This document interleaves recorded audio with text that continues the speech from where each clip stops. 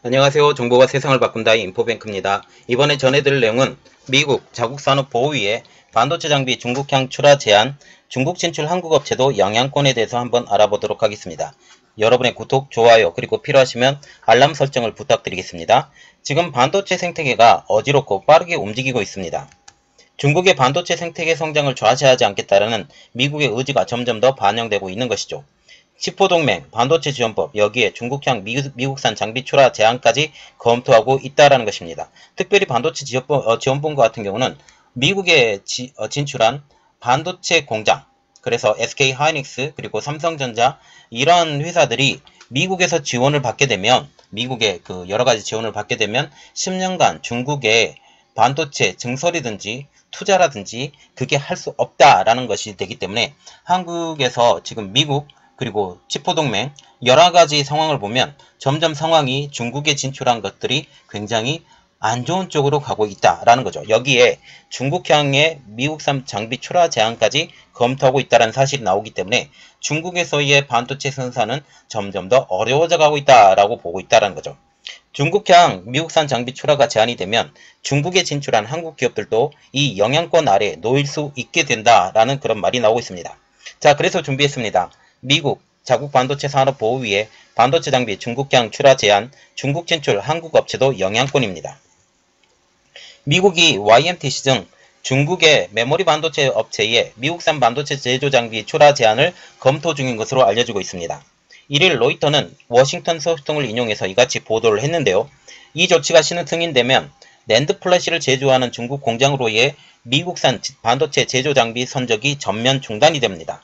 익명을 요구한 이 소식통은 또 중국에 공장을 갖고 있는 한국의 삼성전자와 SK 하이닉스도 타격을 받을 수 있다라고 밝히고 있는데요.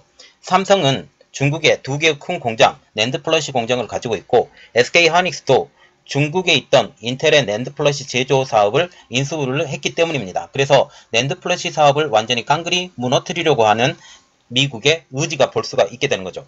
수출 통제 전문가에 따르면 이 조치는 군사용 목적이 아닌 중국의 메모리 칩 생산을 겨냥한 미국의 첫 수출 통제가 될 전망으로 미국이 국가 안보에 대한 관점으로 확대하고 있음을 보여준다라고 그 의미를 높이고 있죠. 특별히 그 메모리 칩과 같은 경우는 모든 제품에 다 쓰여요. 모든 제품에 다 쓰이기 때문에 이 메모리 반도체, 특히 낸드 플래시 메모리와 같은 경우는 이러한 큰 영향을 받게 되면 중국의 제조 자체를 흔들 수 있는 커다란 영향력을 끼치기 때문에 미국 입장으로서는 아주 손쉽게 중국을 통제할 수 있는 수단이 될 수 있다는 사실이죠. 미국에서 낸드칩을 만드는 데 사용되는 장비는 현재 램 리서치와 어플라이드 머티리얼이 주로 공급하고 있습니다. 이 조치는 또 낸드칩 시장의 4분의 1을 차지하고 있는 미국의 유일한 메모리 반도체 생산업체인 웨스턴 디지털과 마이크론 테크놀로지를 보호하기 위한 것으로 분석이 되고 있습니다. 이 두 회사는 중국의 YMTC의 확장형 제품과 저가 제품으로 직접적인 위협을 받고 있다고 지난해 6월 백악관 보고서에서 밝혔죠.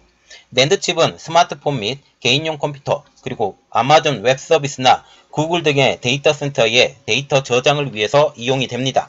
휴대폰이나 노트북이 얼마나 많은 기가바이트의 데이터를 담을 수 있는지도 낸드칩 용량에 의해서 좌우가 되죠.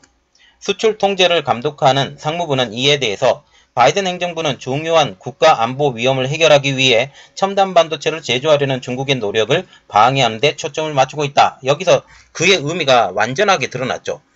상무부는 어떻게 말하고 있어요? 바이든 행정부가 중국의 노력을 방해하는 데 초점을 맞추고 있다라고 지금 명확하게 이야기를 한다는 것입니다.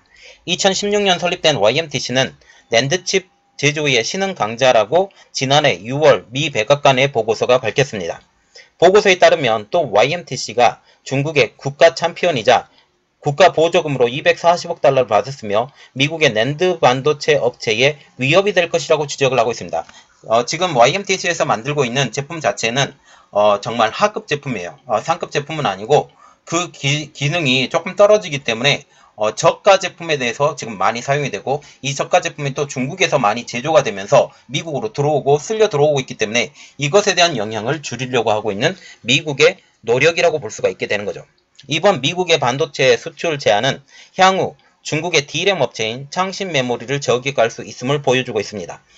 그 대표적인 사건이 2022년 1월 마이크론이 중국에서 운영 중이었던 반도체 설계 조직의 해체. 중국 반도체 전문 매체인 지웨이왕은 지난 1월 전 현직 임직원들을 인용해서 마이크론이 상하이에서 운영 중인 연구센터의 D램 설계 조직을 해체할 계획이며 100여 명의 전체 인력 중 핵심 인력은 가족과 함께 미국에 이민해 자사에서 계속 일하도록 지원할 예정이라고 보도를 하고 있어요. 그래서 지금 이것을 착착 준비하고 있는 것으로 알려지고 있습니다. 보도에 따르면 마이크론은 상하이에서 총 150여 명 규모의 연구센터를 운영 중인데 이 중 D램 설계 조직에만 100여 명 이상이 일하고 있다. 그래서 거의 대부분의 인력들이 D램의 연구에 매진하고 있다라고 보시면 되겠죠. 특별히 D램과 낸드플래시의 그 연구 강도를 보면 D램의 연구 기술 개발이 더 어렵습니다. 더 어렵기 때문에 D램의 설계 조직이 더 강하고 큰 것을 우리가 알 수가 있게 되는 것이죠. 업계에서는 마이크론이 핵심 반도체 설계 인력의 타사 유출을 막기 위해 중국 연구 조직을 해체하기로 결정했을 것이라는 분석이 나오고 있습니다. 한 반도체 업계 관계자는 지웨이왕의 마이크론의 D램 설계 조직 해체는 기술 유출을 방지를 위한 고려에서 비롯됐을 가능성이 있다라고 하면서 비록 현재 중국에서 D램 관련 기업의 수가 상대적으로 적지만 향후 수년 안에 새로운 D램 회사가 출현할 수 있다라고 말을 했을 정도죠. 그래서 여기에서 연구했던 연구개발센터 직원들이 다른 회사로 움직이는 것도 방해하고 완전히 중국에서의 반도체 C를 말리겠다라고 생각을 하게 된다는 거죠. 지금껏 지금 중국을 굉장히 중요한 시장으로 생각했었던 미국이 이제는 중국을 굉장히 큰 시장으로 생각하지 않는다라는 것을 우리가 알 수 있게 됩니다. 마이크론 전직 직원은 상하이 D램 설계 조직의 인력이 이미 대거 중국 내 다른 직접회로 IC 설계사나 메모리 기업으로 유출되었다라고 전하고 있어요. 그러면 YMTC나 창신 메모리로 일부 유출되었다라는 것이죠. 그래서 이것을 더 이상 방치하기 어려웠던 마이크론이 이제는 안 된다, 막겠다라고 하면서 이 조직들을 완전히 해체시킨 것이죠. 그리고 향후 발생될 그 더 좋은 기술에 대해서 유출이 없도록 만들게 하겠다라는 그런 내용입니다. 창신 메모리와 같은 경우는 현재 12인치 웨이퍼 공장을 건설해서 생산에 들어간 상황입니다. 2018년 중국 내 최초로 4기가비트 DDR4 D램을 개발하였고 2019년 3분기부터 양산을 시작을 했습니다.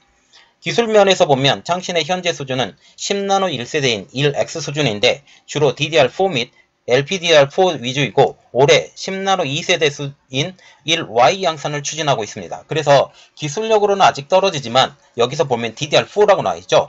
DDR4, DDR3가 지금 주력 제품인데 이것에 대해서 저가죠. 저가이고 기술력이 떨어지고 속도가 떨어지지만 지금 굳이 높은 속도가 필요 없는 반도체 전자장비에 들어갈 수 있다라는 그런 내용이죠. 그리고 중국 업체들이 이 창신 메모리 제품들을 많이 사용하고 있다라는 그런 이야기들도 들리고 있습니다.